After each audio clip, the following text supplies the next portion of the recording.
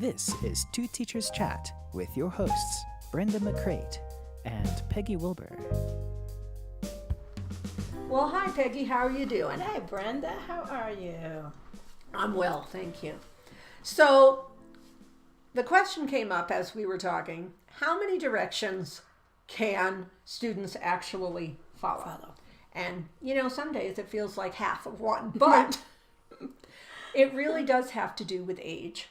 Right. And phonological memory. Mm-hmm. And in our present day, phonological memory, how much kids can listen to, has really gotten smaller. Right. Gotten smaller. Mm-hmm. But if you start with kindergartners and you would give them perhaps one direction. Mm-hmm.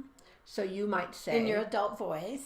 Always in your adult voice, and always without a lot of rambling.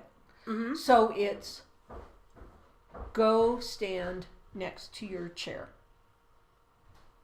Good. Everybody's done that. Now, sit down in your chair. Great. Now, take out your pencil. One thing at a time. Mm-hmm. Now, what happens when the kids can't even follow that one direction? Mm-hmm. A lot of things you can do.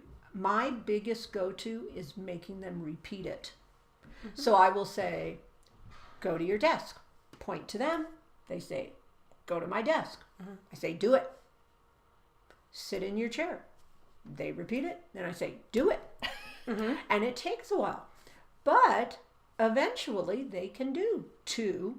And with a good kindergarten class, I can get them up to 3 even.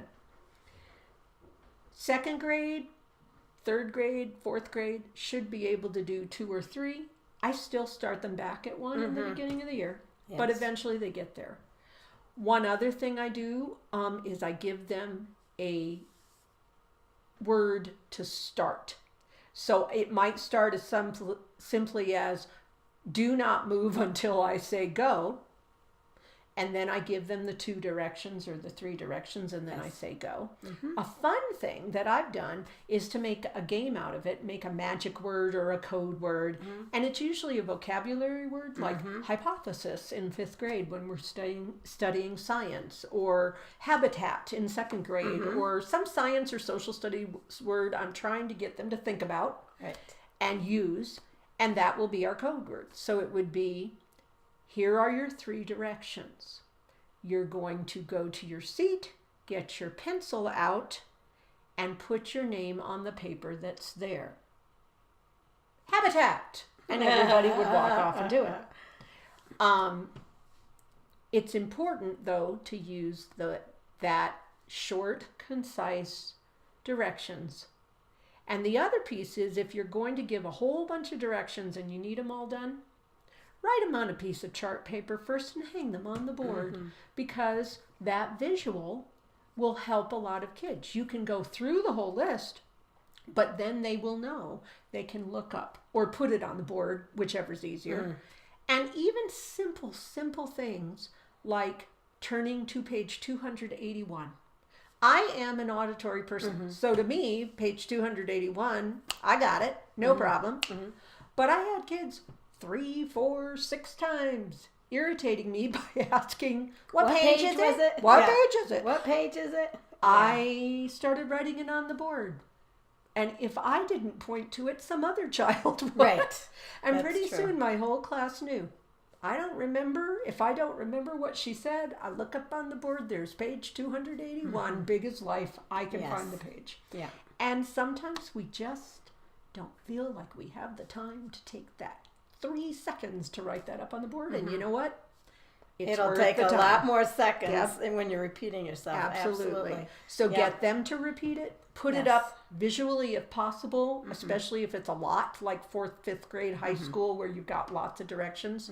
And then build their phonological memory by forcing them to do more than one direction. I've had kindergartners who could do 3 directions. That's awfully good for the little ones. Well, and I've had 4th graders that that had difficulty doing 2 directions, but their brains could be trained Exactly. You know, That's so what you're we doing. would start with one, you know, and then we would move into two directions on purpose, intentionally, to build, as you say, their memory, and then on to three. Yeah. You know, not particularly more than that, but when you do the visual with the chart, as you say, then you can also say and look at the chart. Oh, right. You know, and then you can do a whole list, Right. especially if it's, you know, things they should do within a given amount of time or something. That's always got to be a list. Right. If you're not putting it up visually, you are not allowing them to succeed. Right. You know, We you're want just to not. promote that. Exactly. And so it is a good way of becoming efficient Yep. and getting learning ready for our students. Yeah. Great. Yeah. And if you understand your learning style and then don't just default to it, then you can really match everything to the different learning styles in your classroom. Wonderful. And we can talk about that another day. Yeah, Because sounds I need some coffee. Coffee. Thank you. Thank you for watching 2 Teachers Chat. Until next time, and remember, teachers touch lives forever.